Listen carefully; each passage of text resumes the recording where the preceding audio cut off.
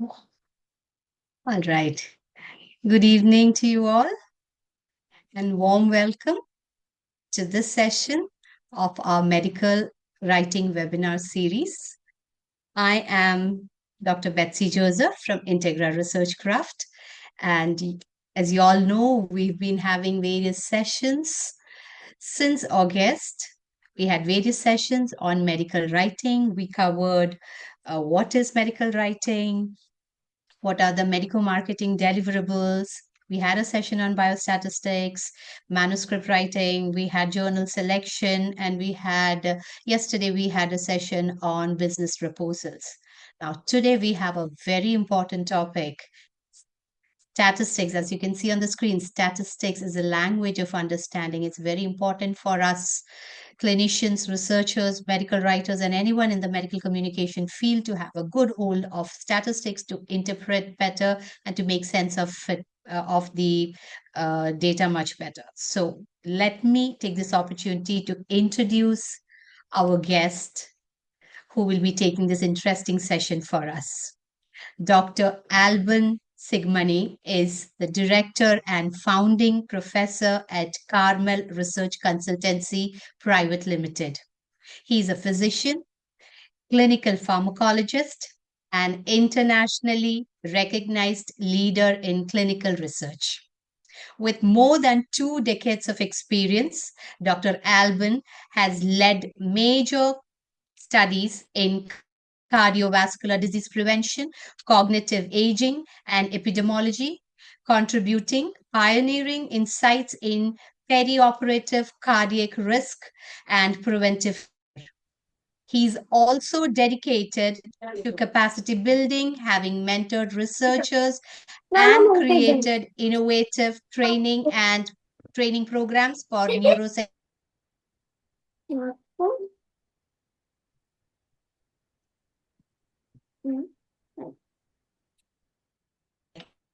NIH and Wellcome Trust continues to shape guidelines, advance public health, and foster interdisciplinary collaboration across academics and healthcare sector.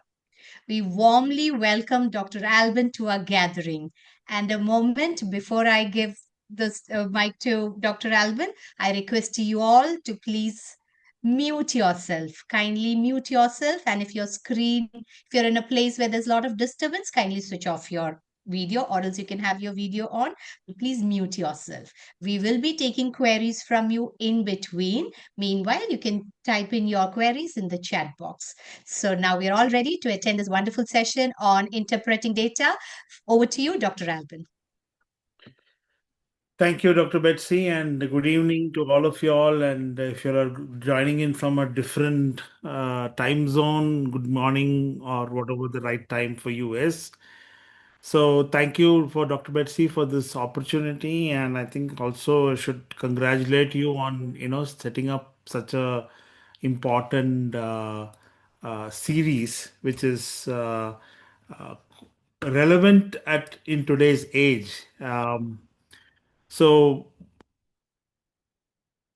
we all know that um, research is a special uh, a skill or an ability that people like to possess, or a skill that like people like to pursue when you are in a scientific domain. Uh, but it doesn't mean that research is only available in the scientific domain. It is available across all domains. And of late, since I'm also doing some management courses, I've also learned that research is something which is extensively applicable even in a management or an arts kind of environment. So we all, I'm sure you must have learned by now that research is all about a systematic approach to answering a question. So the point here is we all start research, or we all start our journey into research with a question in mind. And when we ask a question, we all like to hear answers, and sometimes these answers are uh, quite obvious to us, and we simply ask the question like a child might ask a very silly question to their parent, and you as a parent might think it is so obvious, but why is the child asking the question? And it's a process of learning. So when you ask questions, there is a process of learning that happens. And what does the learning lead to? It leads to certain beliefs or belief systems that get created in your, into your life. Now, these beliefs can come from various sources. Okay. So, philosophically speaking, some of your belief systems come from your parents, or the environment that you live in. Some of the belief system comes from the kind of education and the kind of training that you have got. Some of the belief system comes from the place that you work and where you are interacting on a day-to-day basis. But ultimately, what brings in that belief system for you is when you are comfortable with that belief system. And when we say comfortable with that belief system, it's about accepting what you are seeing or observing. So, research has observation and interpretation. We all know that research has both these components. You need to observe on something, you record it, and then later on you interpret that.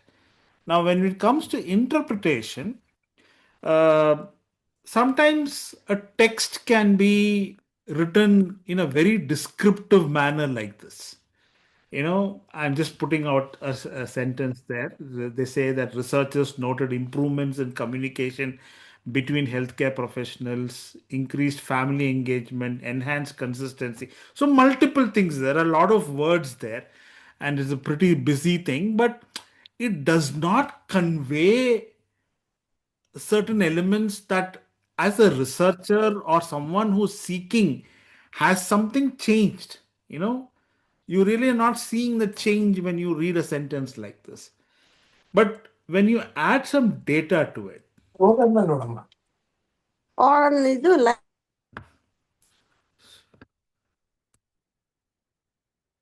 so when you add some data to it, now the same thing, I've just put in some data there.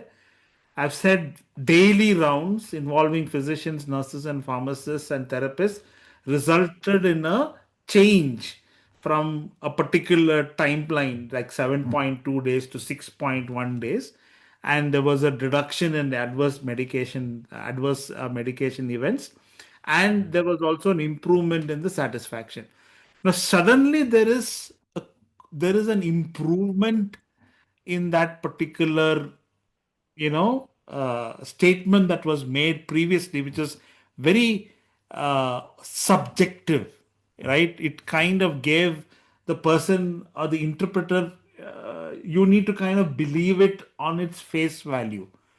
But when you look at the second paragraph, there are certain things that is going to make you start believing that there is something that has happened. There is some change that has happened. There is some point some which I can believe into. Now, what are those aspects? And traditionally, anybody who's taught research, even at school levels, talk about something called as a p-value. We all are very familiar with the famous p-value, right? Wherein the p-value of something below something is supposed to mean that it is significant. So we all just look at, and we've been trained in that way that whenever some data is presented to us, we immediately start searching for a number and then we start looking for a p value. Now, the the that particular element is good enough at a very basic level, right? Now, what has happened here is they've said that something has changed from 7.2 days to 6.1 days, and you're given a p value of 0.03. Now, The question, if you can ask, is that is hardly a reduction of 1 day, right? 6.2 days to 6.1 days is just like 1.1 days. So like, how does that even matter? How is it that is making any change thing? But here, you look at this one. It's reduced from 12 percentage to 5 percentage, which is almost a 7 percentage reduction, which is like nearly to half or more than half. 12% half would have been 6%. So there is a 50% plus reduction in something that is happening.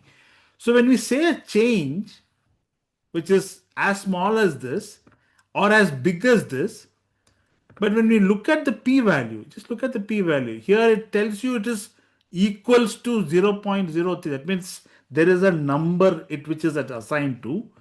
And here it is giving you a very relative number. It is less than 0.05. It could be 0.04. It could be 0.045, right? You really don't know. But when you look at these numbers, you are thinking, oh, this is only 1 day, but this is almost more than 50 percentage. This is the place where statistics starts to become confusing to people. And today's goal of my lecture over the next 30 to 45 minutes is to make you little more aware to look beyond these data points which generally comes to us, right? And the reason for that is because you if you are in the journey of doing a research, or you're in the journey of medical writing, or you want to interpret something and you want to give the truth to people, you should be able to understand this yourself first and then put it out to people. Or when you explain things to people, people should be able to understand it better. So can everybody be on mute, please, for the benefit of all the people who are listening? Okay, so we'll move on.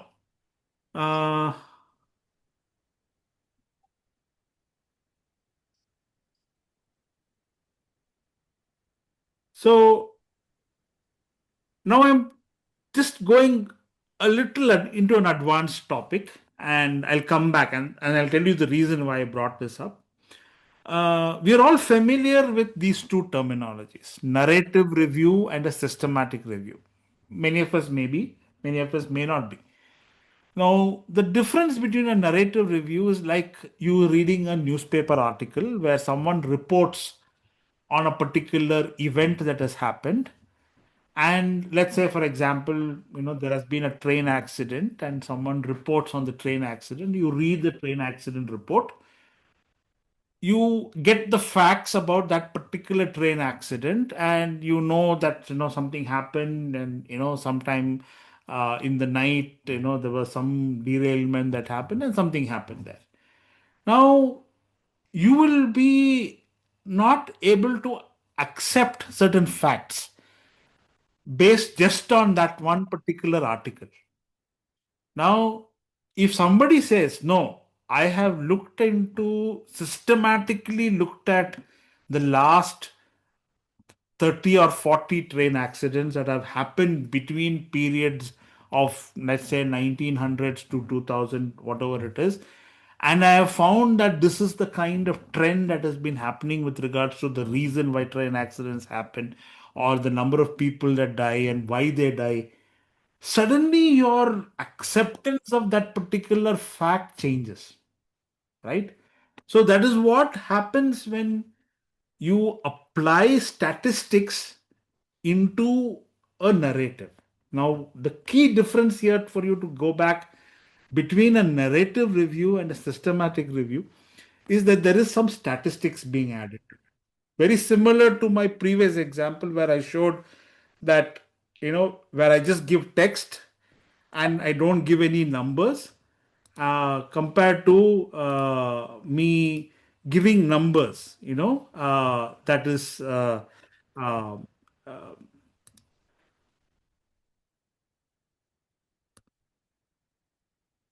giving numbers, which helps you to understand the difference between a particular change that has happened. So the point here is that statistics adds a component of truth, or it gives you something that you can believe in, compared to a textual kind of explanation of a particular situation. So, with that, I'd like to kind of move further. I'm not sure how do I remove this. Somebody has put an annotation out here, and I'm not able to take it out. Let me see if I can stop sharing it once.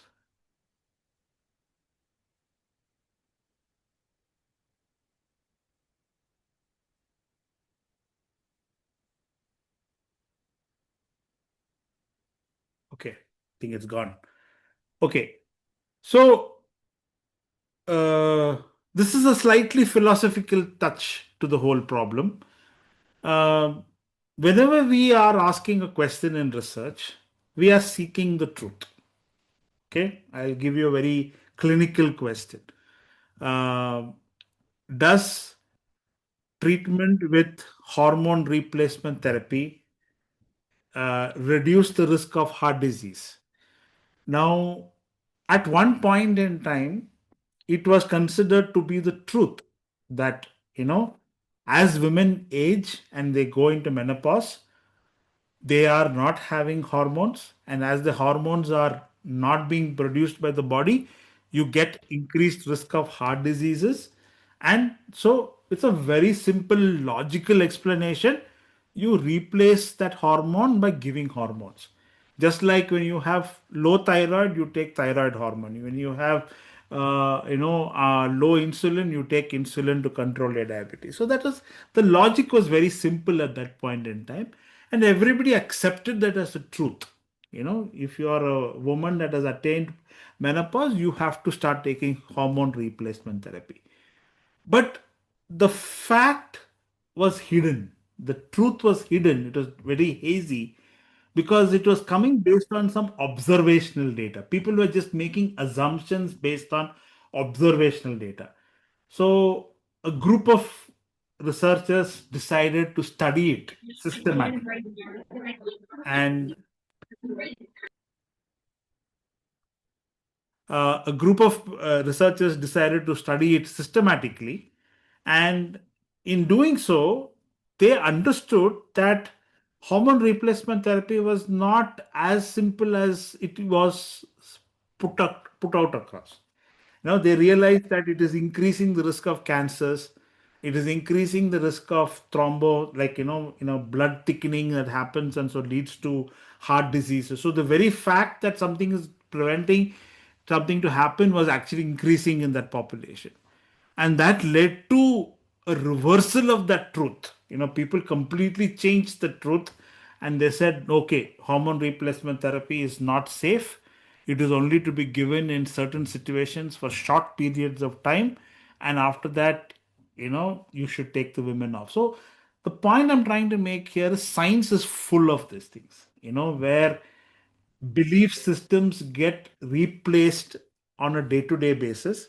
And with the advent of technology, technologies like artificial intelligence and other aspects of it, where knowledge sharing has become that much more faster and easier, you are beginning to start seeing truth changes on a very regular basis, right? And so you need to be equipping yourself with certain tools which will help you to identify the truth behind it. And there are certain pointers which I will try to kind of share with you over the next few slides on how you can uh, safeguard yourself from this ever changing truth. So that is something which we will try to interpret as we go forward.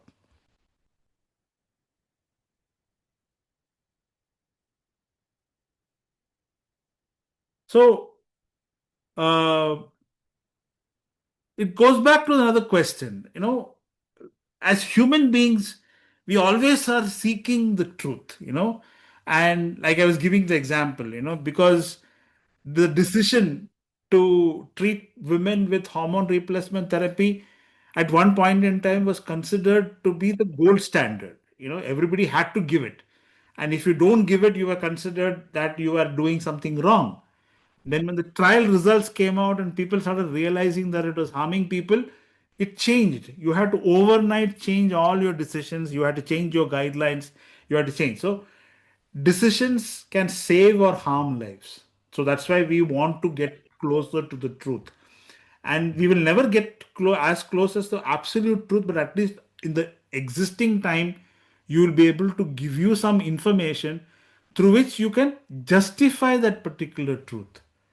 So you cannot get the absolute truth, because unless and until you know what's the absolute truth, it's difficult. So sometimes in science, the only thing that you can do is you can get closer to the truth. And the only way that can happen is to have data to submit that is saying. So today, if you say that giving beta blockers to patients with heart failure is saving lives, when I studied my MBBS, I was taught beta blockers is contraindicated in heart failure patients. But today, if you don't find a beta blocker in the prescription of a patient, it is considered to be non-evidence based practice. So today's data talks about that beta blockers are benefiting patients with heart failure. Now, there is an ongoing research which is going on right now to try and tell that yes, beta blockers are good for heart failure patients, but should not be given to everybody. It should only be given to certain types of patients in whom there is an increase in heart rate. You should not give it to people who have a baseline low heart rate.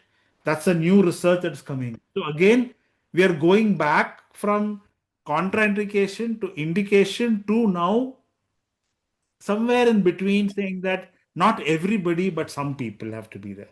So this, as data keeps getting added, our judgment or our acceptance of the truth keeps changing. Always a bigger study will change what has the previous assumption. Like I was telling you about the hormone replacement therapy, observational data from a few hundred women led to a particular conclusion, but when that was done in almost 7,000 women from different countries, it changed the previous assumption. And we all should accept that truth is never a comfort zone. When you see something today as the truth, it's not saying that, oh, I'm comfortable. It's just a correction that has happened from a previous data point. It has gone to something which is today. So, what the point here I wanted to get you all to understand here is, as new data comes in, as new observations keep coming in, as new interpretations start happening, the component of truth also keeps changing. Now, this is why science is always considered to be a refutable field. You can question science. There is nothing that you can say it's an absolute truth. Today's knowledge gives you a particular information. Tomorrow's knowledge can completely change that particular belief system. But as we, as normal researchers or medical writers or interpreting doctors, how do we equip ourselves in interpreting this aspect of it is what we will try to do now. So the way you can ask whether what I'm seeing is true or not is by looking at the numbers. So, like I told earlier, where I gave a particular sentence without any numbers, but the moment I put in numbers, you can start asking more questions, right? And the questions that you ask will be something which will help you as a person interpret that particular data point that is given to you. Let's say, for example, a patient comes to you, and if you're a doctor or somebody in your family is taking a tablet for reduction in blood sugar, and this morning fasting blood sugar is 120, which is considered to be normal. Patient is taking insulin and all of that, and 1 week later his blood sugar is 240. Now you will immediately when you compare between 120 and 240, you will immediately question multiple things. Did the patient take their insulin? Did the patient, skip a dose of insulin? Did the patient eat something which are not supposed to eat? You start asking him a lot of questions. Now, let's say, for example, now you continue to record and you record, let's say, over 5 to 6 weeks of time. And then you look at something called as HbA1c, which is like a measurement of 3 months blood sugar control. And then you suddenly notice that is in range, which is like 7% or 7.5 percentage. Now, look at the way you interpret both these aspects of it.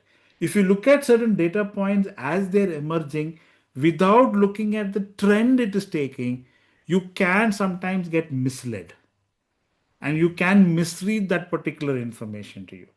Now, this is another problem that comes. Many people just read, let's say, for example, they say in the newspapers, they say that 15 people died in clinical trials, or let's say 100 people died in clinical trials. Whatever that sensational news that is, they put it out there. The number can be sometimes small or big, and it will be very difficult for you to interpret it. But when you put it into context and you try to understand, now what is the clinical trial, how many patients get recruited into a clinical trial, why are patients dying in clinical trial, what are the reasons they could be dying, then suddenly you will realize that that number does not really mean a big number. When you see 100,000 people dying of heart diseases and cancers and chronic diseases in a year, out of which there are 10 people who participated in a clinical trial died when they already had heart diseases, suddenly that number does not look a big number. So that's why it's a numbers. Yes, they don't lie, but if you don't interpret them correctly, it can mislead you to a wrong interpretation. So, how do you balance that number? How do you balance a particular number that is given to you? That is what statistics is all about. So, you bring in an element of statistics, which is like the grammar of a number, in order to help you interpret a particular number. So the point I'm trying to say is, just like in English, you have words. And if these words are not used properly, without proper grammar, it can send out a very wrong message to people. And it can completely misread your intention. It can completely misread your objectives. But if you put it in proper grammar, then obviously then you at least would reach some conclusion which the person will accept. So similar to that, statistics is all about adding that element of interpretation to a particular number so that you can accept that particular number on its face value. Now, this element is very important because we are not going to be doing statistics. We are not going to be performing biostatistics. I'm sure there may be some people who are biostatisticians in this group, but most people who are in research, they don't do biostatistics. They take the help of somebody or they use some tools to do it. But you need to know how to interpret that. And that is important. Everybody should know how to interpret a number and understand the statistics behind that number to be able to understand that number. So, where do these numbers come from? In research, in clinical research, where do these numbers come from? So, numbers can come from the population.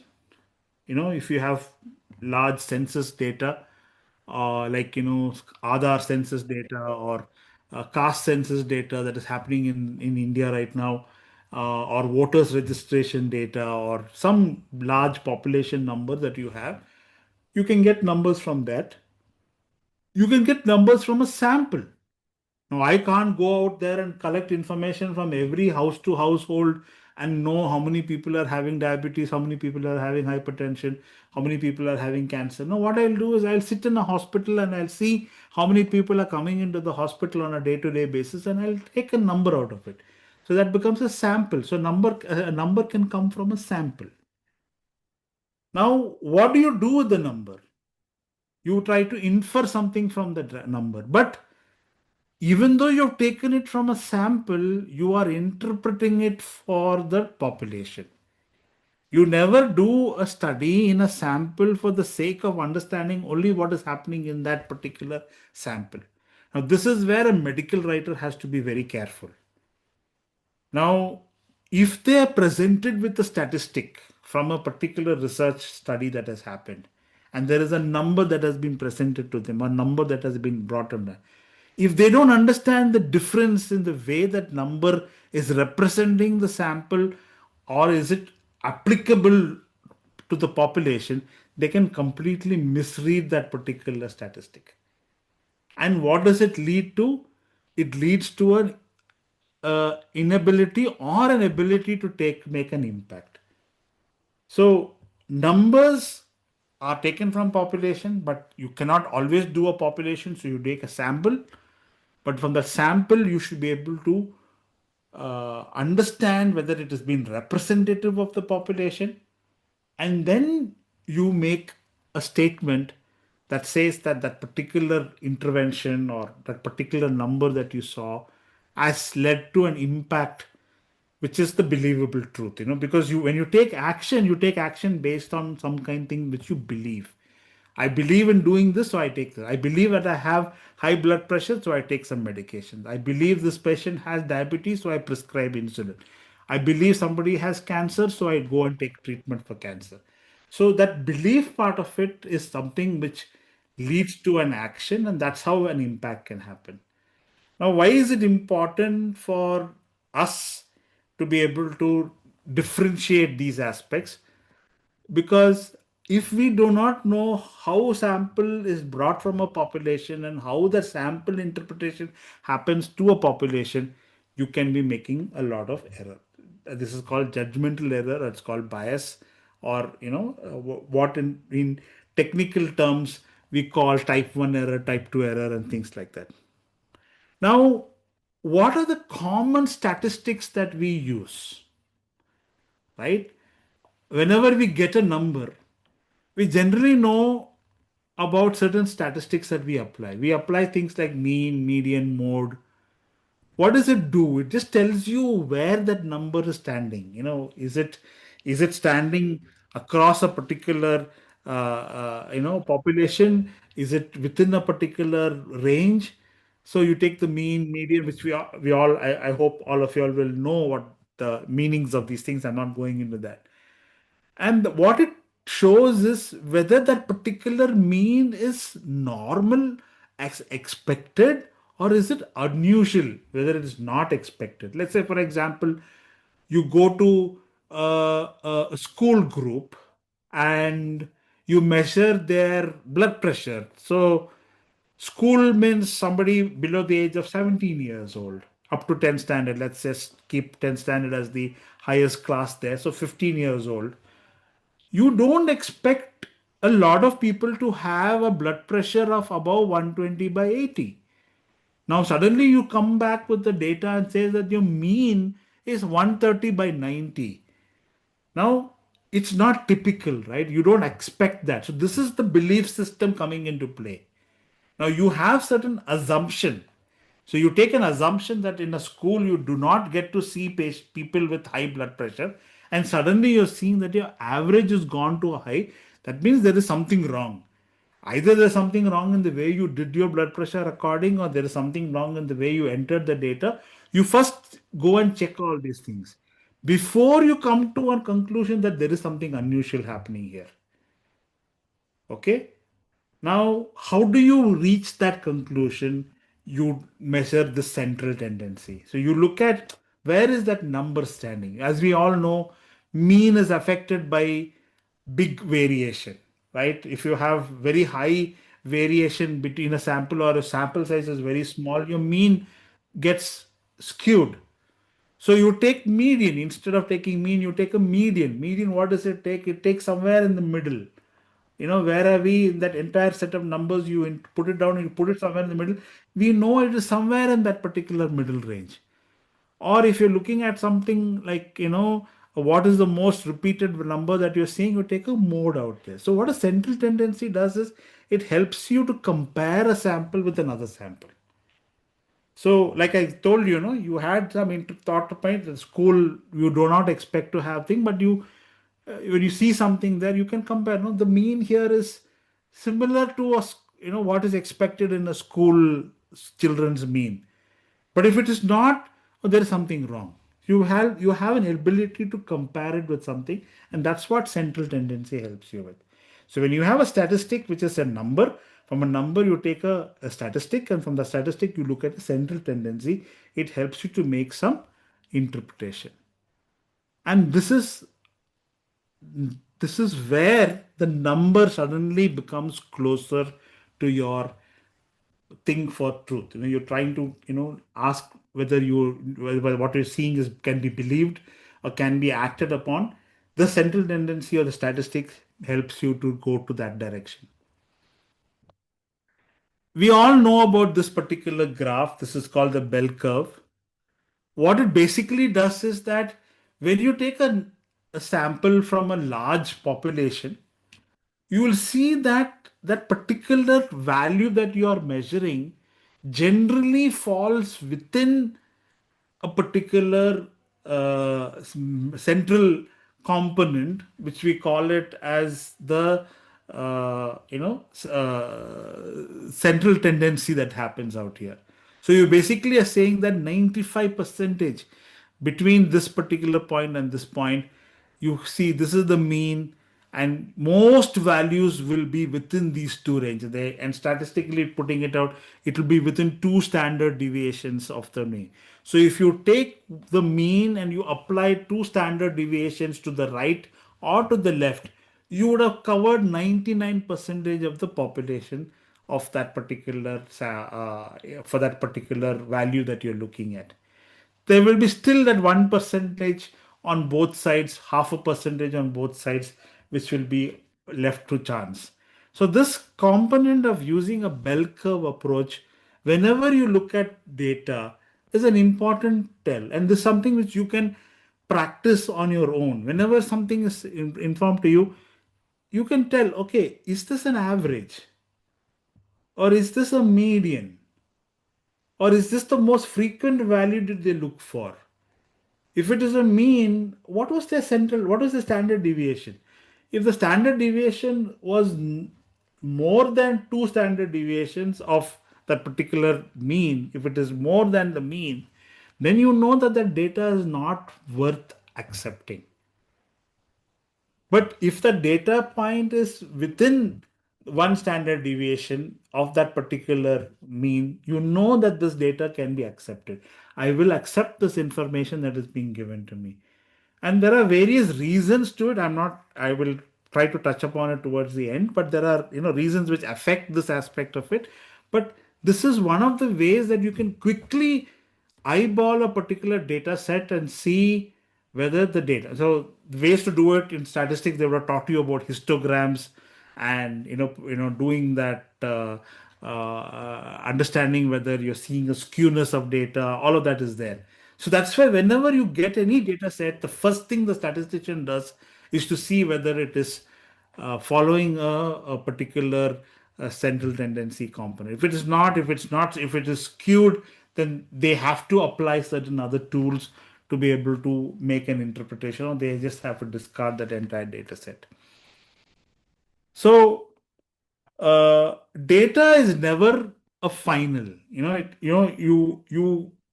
If you've taken a sample, let's say for example, you've collected the sample from 1st of December till 30th of December. The data, when you collect it from on 31st of December, can completely change whatever you collected from 1st to 30th of December. Why I'm bringing this up is, I don't know if you are familiar with this component called the cohort study. Now, in a cohort study, what happens is you take a patient when he or she does not have an event or a diagnosis, and you follow them up till they develop the diagnosis, or you have a cutoff point and you say, as of this date, this person does not have this diagnosis. So there is something called a censoring that happens. Now, if you do not apply that censoring in that cohort study, what will happen is you'll keep on counting.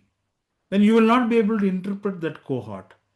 So even though somebody was within that time period, let's say from 1st of December till 30th of December, the person did not develop the diagnosis, and you say, out of 100 people, 10 people had diagnosis, 90 people did not have diagnosis. That's how you make an interpretation.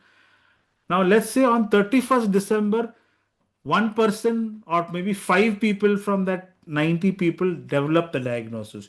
You cannot change it. Okay? You cannot go back and say, oh, okay, now it is 15 and 85. No, you can't.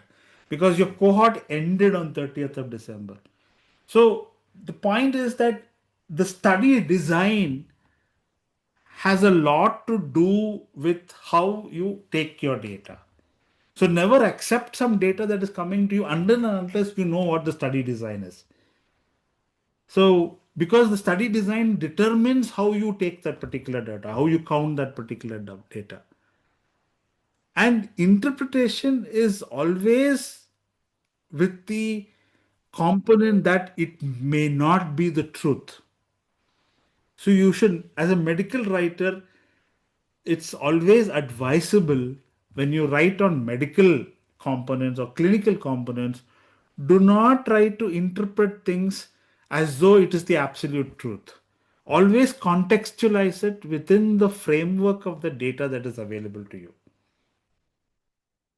And unless and until you have brought in the methodology, the statistics, and the interpretation together, it does not make sense. So, whenever you present any data in your medical writing, maybe as a content writer or as a general information person giving, try to bring out the elements of the methodology and in the way, the context in which the data was collected and how the interpretation has been made. Don't make just simple statements like how they do in these sales, 50% off, but then they'll write at the bottom the conditions apply. You don't have that as an option when you write medical writing, right? So we should not practice those kind of marketing gimmicks that we generally do. So always be able to understand the methodology from which the data is coming. So we all know what mean, median, mode is all about. We know what standard deviation and thing. But I want to bring in another component out here, which is called the confidence interval. Now, what is the confidence interval? Now, I brought in the fact that now you have data, you've applied statistics, you looked at the central tendency. Now you want to build confidence. Now, where is that confidence element coming from? The confidence is about how confident are you to take action? How confident are you that particular information is the truth? So for that, there is something called as, which we generally follow in statistics, which is called as the 95% confidence limit, which basically means that when you have some information, you are trying to say that that information I have obtained it using the right methodology.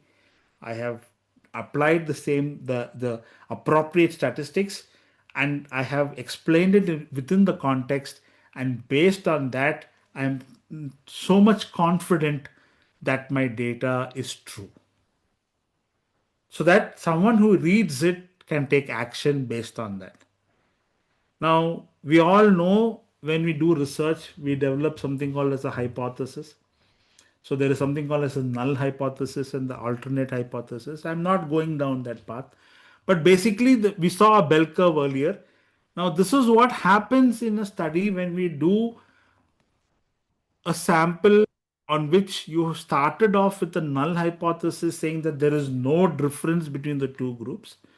And then you have an alternative hypothesis saying that there is a difference between the two groups.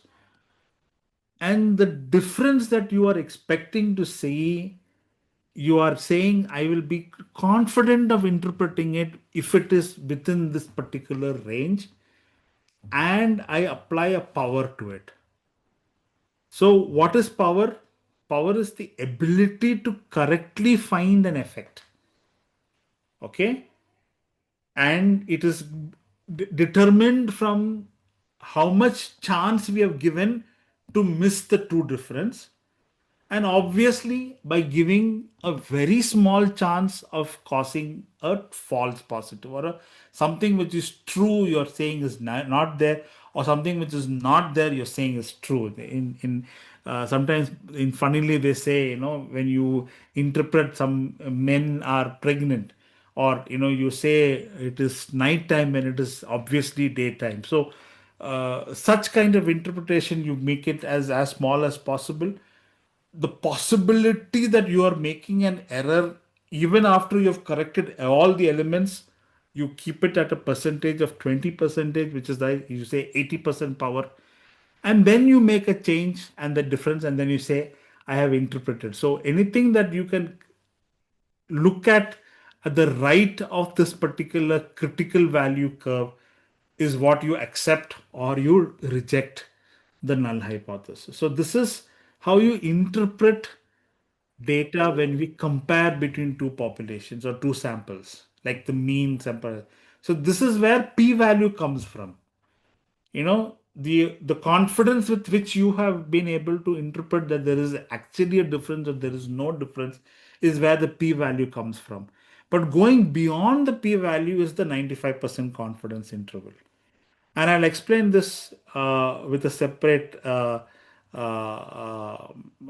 example by saying that when you look at a mean value within a population and you just give the mean and standard deviation, there is only limited information that you can get from it. Now, when you have two groups and you're comparing the two means, and like I showed earlier in my slide where I said there is a p-value. Now, that p-value does not give the whole truth. It just tells me that there is a difference in these two samples, which is statistically significant based on my interpretations or assumptions that I have put in. Now, how do I take the confidence to act on a population level? That's where 95% confidence interval comes in. I'm not going into the mathematics of it, but simply put out there, 95% basically says that you are 95% confident that the value that you saw will be the value acceptable in the population. And like say, for example, here they've interpreted 120 and they're saying that that 120 value will be in the population between a range of 117 to 123. Now, there are two things you should look for in a confidence. Now, this is the statistic, which is the 120 is the statistic, and 117 is the lower confidence interval, and 123 is the upper confidence interval. This is the lower one. Now, you are saying that 120 lies between 117 to 123. Now, that is why you will accept this particular value as the truth. Now, you just see that this particular difference is hardly 3 points on both sides. So it's plus minus 3 on both sides, which is considered to be a narrow confidence interval. Now, just imagine if this value was 100 and 136. So that will become a wide confidence interval. So even though you might get the same mean, you'll get the same mean 120, but when you get a wide confidence interval, you do not accept this value because it's having a wide confidence interval. So when you want to look at any data set, if they give you the p-value around a statistic, look for a confidence interval. If they are not giving you the confidence interval, that value is not trustable. Or if you are a medical writer and you're writing something, please make sure that you write the mean, the p-value along with the confidence interval, so that the reader can understand that the particular value is standing between these two ranges.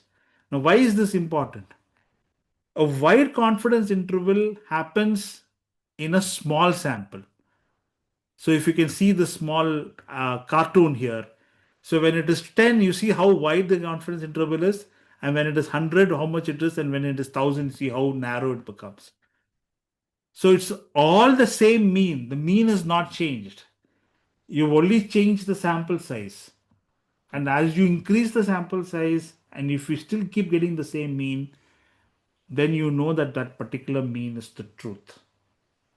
Okay, another way to put it across is, which is not a practical thing, what people do is just that says that if you repeat your same experiment 100 times, 95% of the time you will get the same value.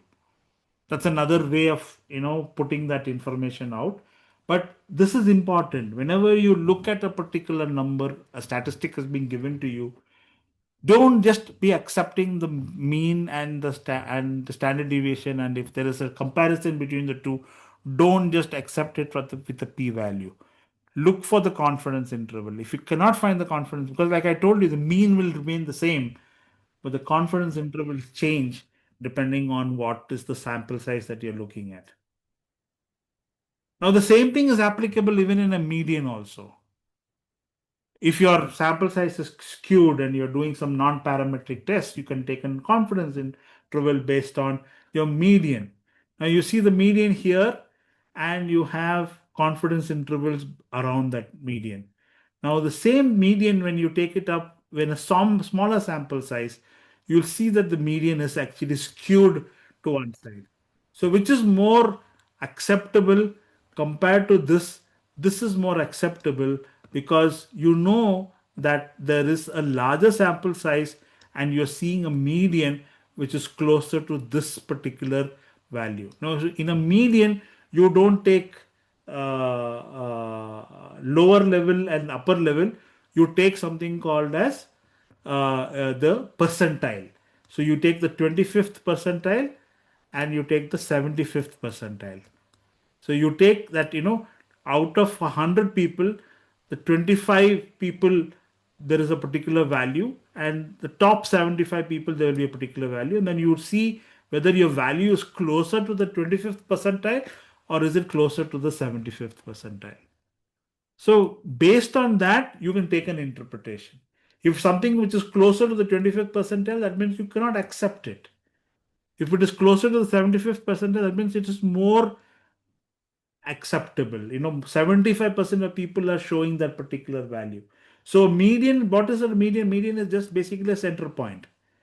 But you want to know where that center point is compared to the range that is there. You'll be able to do it by using a confidence interval.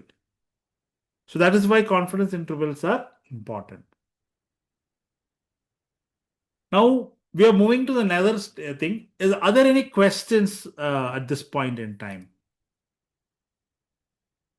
If anybody has a question, they can raise their hand and unmute yourself and ask a question. Does this make sense to any of y'all, or does not make sense to y'all? Yes, Mahmood Begum. Please unmute. Yes. Good evening, sir. Yes. Am I audible?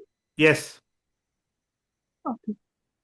Sir, I wanted to ask, suppose, as you said, the first thing which we look for is the measures of central tendency, the mean, median, and mode. Yes. So, when we have the data from the clinical experiments, Okay. first we find the mean. Mm-hmm. Suppose, as you said, if the data is skewed, then when to take the decision that we should proceed with the median, or we should try to remove the skewness Okay. and remain on the parametric analysis.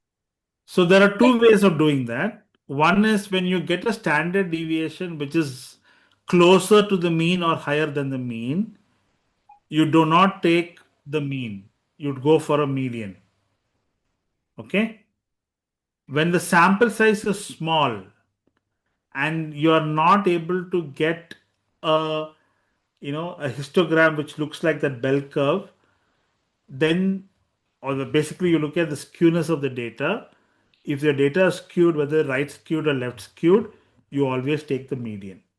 You never take the mean and the median. In a large sample size, the mean and the median will be very close to each other. So you don't need to do both. But just for theoretical purposes, if you actually measure the median and the mean in a large sample size, they will be almost the same numbers. Does that answer your question?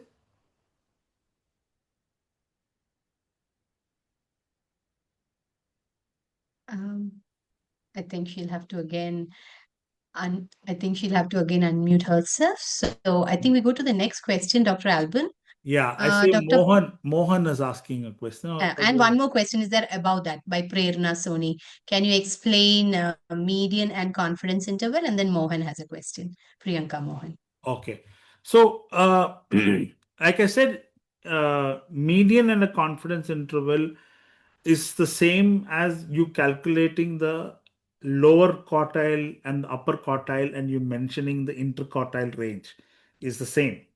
Okay. Now, why do you do that? You do that because you want to show where in that particular range does your median sit.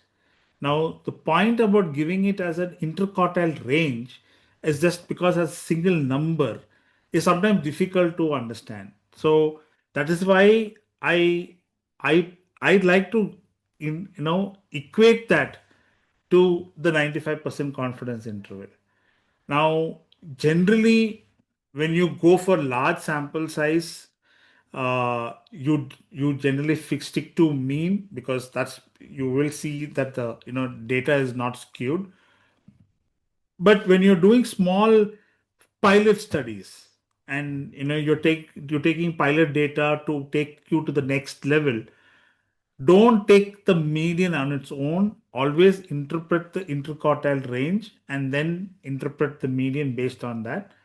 And you can calculate the 95% confidence interval based on that interquartile range. Basically, it's kind of interpreting the same component, trying to give you what is the error at which you will,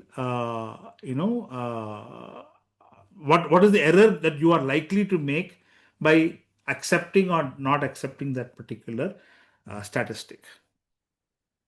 Somebody else is asking a question. Measure of dispersion, is it the same or other than central tendency? It's the same. There's just the same components. I'm not teaching you statistics here, so please pardon certain technical terms. If you're a statistician, you'll have to excuse me from that part.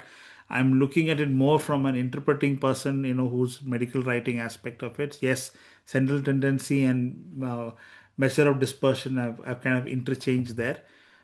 Somebody is asking, Dr. Shiv Kumar, sorry, missed the part about cohort study. What was the point you were highlighting? I was basically trying to say that in a cohort study, you do have censoring of data. You basically do a cutoff point and you say that I will look at events that happen for the next 30 days or 1 year or 5 years. Now an event might happen or a diagnosis might happen on the next day of your censorship of your data. You cannot count that in. So that is the point I was trying to say. In cohort studies, it is important to bring in that particular censorship and based on that. So basically, the point here I'm trying to say is that you are making an assumption. And in that assumption, you're thinking that within that 30 days time or that 6 months time or 180 days time, that event did not happen or that event happened. It does not give you a picture what could have happened on the 181st day or on the 31st day. It doesn't tell you about that part. But it just tells you. So that was the point I was trying to make from the cohort aspect. If you want to find normality data that is normal, then sample size matter. Does sample size affect central tendency? Obviously. right? So that is an obvious thing. So, the larger the sample, you get more approximation of the mean and the median. The smaller the sample, you see a lesser approximation of the mean and the median. So if you are having normally distributed data, your mean and the median will be almost the same, right? So that is important to note. So we'll continue. We are almost at 9. I just have a few more slides to take through, and we'll continue.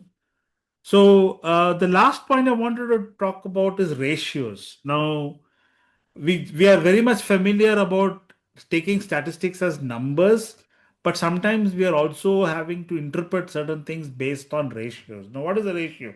Ratio has a numerator and a denominator. So there is something which you're based on which you are making an assumption on top. So numerator and basically it's a fraction. So there are various ratios which are very commonly used in research, and I've just listed a few of them here. So risk ratio, odds ratio, hazard ratio, and population attributable risk ratio. Now, what is the difference between those? So risk is basically what is the risk in the exposed versus risk in the unexposed. Cohort studies, RCTs, all take up risk ratios. Odds ratio is when you are doing exposed versus unexposed, generally done in case control studies or when you're doing some regression analysis. Hazards ratio is like a survival analysis curve, time to event. What is the rate at which an event happens in treatment without treatment? So hazard ratio gives you a particular number based on number of events that happened in the treated group versus number of events that happened in the untreated group and the time at which it happened. So that is what a hazard ratio talks about. A population attributable risk is like when you do a case control study and you identified certain risk factors that are prevalent in the population. You are trying to say whether that you want to, if you want to rank it, let's say for example, you know that smoking, drinking alcohol, stress, high blood pressure, diabetes, 5 factors lead to heart disease. Now, if somebody comes back and tell me, can you list them in the most important to the least important? It's difficult for you to take because all of them are important risk factors. But one way to scientifically interpret it is by looking at the population attributable risk, which means to say, yes, smoking, drinking alcohol, stress, high blood pressure, and diabetes are all risk factors, but the population attributable risk of smoking is like 3 times or 10 times or whatever it is, which means to say that if out of the 5, if you really want to go as a policy decision, what you want to do is you need to control smoking, because if you control smoking, a lot of other the risk can be dropped compared to, let's say for example, stress may be a population attributable risk of only about 1.5. Now, it doesn't mean that stress is not important, but it just means to say that in the population, smoking is standing highest compared to stress, which may be at the lowest. And then diabetes and high blood sugar and hypertension and things like that. So, a population attributable risk is something which is you are making you are making a kind of a categorization, or your ranking of risk factors that you've identified in a observational study, like a cross-sectional study or a survey that you have done. Now, interpretations of this is very important. Now, what does the risk ratio tell you? It just tells you how more riskier are people. So if it is 1, that means there is no risk. Denominator and numerator is the same, there is no risk. So risk ratio of 1 means it is 0 risk. If it is greater than 1, then there is a higher risk in the exposed group compared to the unexposed group. If it is below 1, then there is a higher risk in the unexposed group. So like say for example, you take diet and exercise. So diet and exercise as a risk ratio will be below 1. That means diet and exercise is helping. So people who are exposed to diet, good diet and regular exercises in their lifestyle will have lower risk of developing a heart disease compared to people who do not do that. Compared to smoking, the smoking relative the risk ratio will be like 3 or 4 times the of people who are not smoking. So like that. So that's basically tells you the risk. Now, what does an odds ratio do? Odds ratio and population attributed risk are almost the same. Odds ratio is just the odds of having something having higher event. It is a statistic which is helping you to develop a hypothesis, but it cannot be actionable. A risk ratio is actionable. You can take action based on risk ratio. Odds ratio is just an interpretation of an observation. It's not actionable. It just tells you that there is something wrong. We need to look into it more deeper. Now, a hazard ratio is a more powerful tool. A hazard ratio is usually used in clinical trials where you have long term follow up, and it'll tell you whether the treatment is not just reducing the number of events, but it is also giving a long term benefit to the population. So you'll see the curves are separating out. So a hazard ratio, which is risk of less than 1, again, it's the same thing. Below 1, it is protecting. If it is above 1, it is harmful. So you're giving some treatment, but you're getting a hazard risk of more than 1. That means it is harming. Like, say, for example, when you give anticoagulants and anticoagulants to prevent stroke in patients with atrial fibrillation. Now, if you look at the bleeding risk, you may be causing a little more bleeding in the patient. So hazard ratio may be high, more than 1. But the benefit of preventing a stroke, the hazard ratio would be like 0.70. That means almost a 30% reduction in developing a stroke. So with a slight increase in risk of bleeding, you're preventing more strokes in the patients. Now, how do we take these ratios? Now, again, within these ratios, you need to look for the 95% confidence interval. You need to see whether this particular ratio is sitting in a range in which the lower limit or the upper limit is not crossing the point of unity, which I said 1, right? So numerator and denominator is the same. Now, if your confidence interval, your upper limit or your lower limit, it crosses that 1. Let's say, for example, you're seeing a risk ratio of 2, but the lower limit is 0.98 and upper limit is 5. Now it is crossed 1. That means that in some groups of people there was no effect at all.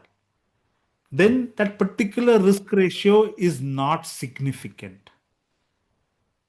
It is not acceptable. It's not something which you need to do an action about.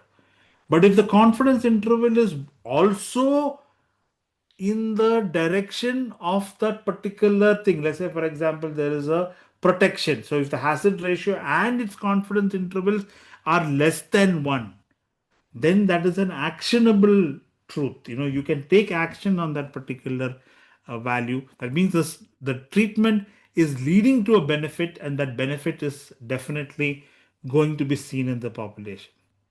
So this is an important element, that when you look at ratios, you should also look for the confidence. You should know what these ratios are, what does it interpret, and you should also look for its confidence interval.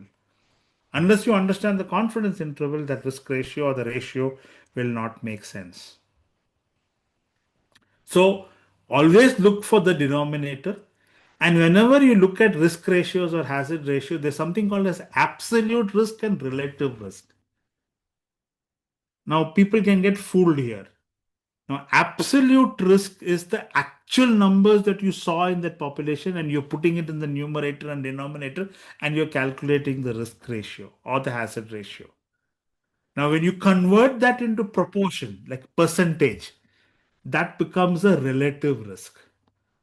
So you can see a difference between the two sample size of, let's say, 2.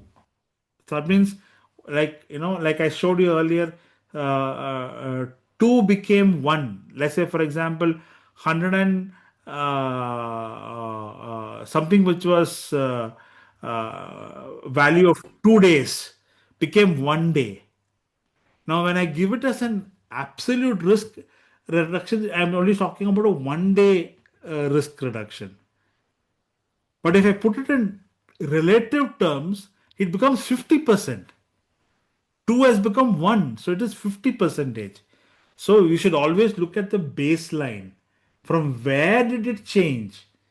So unless you know the baseline, the relative risk and hazard ratio, between the difference between absolute risk and relative risk can be way different. So if the baseline is known, then you can even accept the relative risk, or you can even talk about the relative risk. So whenever you talk about, just like when you give a percentage, right? When you give a percentage, when you just give it as a percentage, it doesn't make sense. You have to give the percentage along with the n. Only then it makes sense to somebody, right? If you just tell there are 15% male, now 15% male out of how many? Right? You don't know that particular thing. So you need to know that n, only then that 15% makes, is it a small number, is it a large number? Right? So that is what is important when we look at ratios, and when you are interpreting ratios, you need to look at the denominator and you need to look at the baseline. Why the denominator? Because it will tell you what are you measuring. Right? Are you measuring events? You're counting events, you're counting days. What are you counting? So that will give you, it will also tell you whether you're doing a cohort study or you're doing a treatment effect, whatever you're doing. And you need to look at the baseline. So these are two things I wanted to talk about. I just have a few example slides here. So what you're seeing here is over the years between 1959 and 1988, the number of trials that were done in patients who have a heart attack. So streptokinase nowadays we all know is a thrombolytic which can be given to a patient who has a heart attack, and there is no doubt about it. It has become the absolute truth for today. But look at the time period between 1959 and 1908, almost for 30 years. In fact, for more than that, nobody believed the truth. The reason because all the studies that were being done had very wide confidence intervals, and it was crossing the line of unity, which is 1. Till they were able to perform a very large trial called the ISIS trial, which had 17,000 patients, and it was done in a randomized controlled trial fashion. Because here again, 11,712 patients also, they were not able to show because the sample size was small, but also the randomization, there was some weakness. When they did it here, it got accepted. Now, in a meta analysis, it shows that this is the treatment effect that you're beginning to see. So that's how it started becoming the absolute truth. So you're seeing here, as your sample size has increased, your confidence interval has decreased, and the acceptance of the truth has improved. So by the time it became late 1900s, early 2000s, streptokinase became the absolute truth of what they call as ground reality for treatment of patients with heart disease. The same thing is shown here. Now, when it comes to vitamin D, very commonly has been told as a treatment of choice for so many diseases. Now, there was a statistic that came out for COVID time. You see, so many trials got done in that period between 2023 to 2021. Short period of time, but they did lot of trials, but none of them gave them the confidence for either mortality during follow-up, mortality in hospital, need for mechanical ventilation, need for ICU.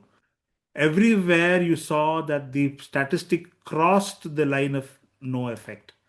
So nobody accepts it. Even though we might think individually, we might believe that vitamin D supplementation is helpful, the science does not support it. So you see, that's why when we look at ratios, and 95% confidence intervals, you look at mean and 95% confidence interval, the acceptance of the truth changes. So that's the message I wanted to tell. And how do we ensure something like that? It's obviously having the right methodology. You need to have proper checklists. You need to choose your population correctly. You need to have a proper protocol. You need to have a good, data capturing tool. All of it matters. If we don't do all of that, then the number itself will be questionable. So that's all I had to say. And thank you for your patient listening. And if there are any further questions, I'll be more than happy to answer them right now.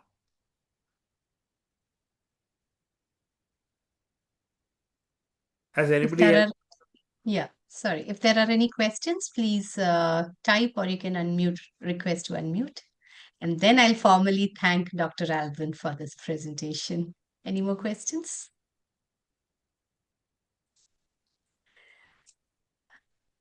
Right. I think there are no more questions. So I'd like to take this opportunity to thank you from the bottom of our heart, Dr. Alvin, for this wonderful insight